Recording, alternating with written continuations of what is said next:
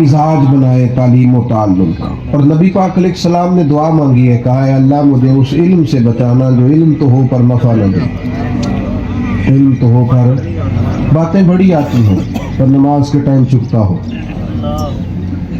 باتوں کا بڑا پتہ ہو پر درود پاک 500 بھی نہ پڑھ سکتا, بن ٹھن کے بیٹھنے کا پورا پتہ ہو, لیکن حضور کی بارگاہ میں درود شریف کے لیے یہ 3 منٹ تنہا نہ بیٹھ سکے.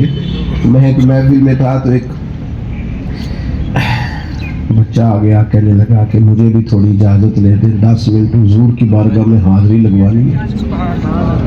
میں کہ پتر جی تے اتھے لوانی ہے تے کلیاں بھی ناٹ پڑے گا تے لگ جائے گی, تو باقی اگر مقاصد اور ہیں تو پھر چلو میں سفارش کر دیتا ہوں. اگر وہاں لگوانی ہے نا وہاں, تو پھر تو جہاں بیٹھ کے بھی پڑے گا تیری حاضری. میری بات کی سمجھ آ رہی ہے؟ اور میں آپ سے اپیل کروں گا درد سے, اگر آپ بات مانیں گے تو میرے گناہ معاف ہوں گے. اکیلے میں نعت پڑھا کرو, اپنی گاڑی میں نعت سنا کرو, رات جب کوئی نہ ہو تو پھر کہا کرو, پڑھ سنا کرو کہ بڑی امید ہے سرکار قدموں میں بلائی. اور کرم کی جب نظر ہوگی مدینے ہم بھی جائیں گے. جب اکیلے ہو نا اکیلے, تو پھر وہ منظر یاد کیا کرو جب وہ بٹھاتے ہیں نا مکہ شریف سے مدینہ طیبہ کو لانے کے لیے, تو اس منظر پہ فاضل بریلوی نے کہا تھا اب سواریاں سج گئیں, اب عمرے ہو گئے, حج ہو گئے, اب سوئے مدینہ روانگی ہے.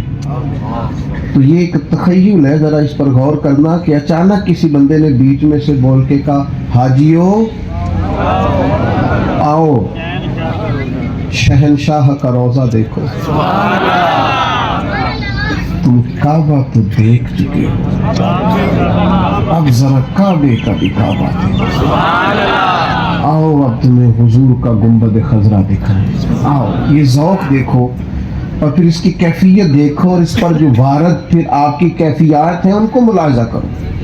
میرے عزیز, آپ علم حاصل کریں پر وہ ایسا نہ ہو جس میں نفع نہ ہو, لفظوں کا گورکھ دھندا نہ ہو, صرف جملوں کو مرتب کرنے کا طریقہ نہ ہو.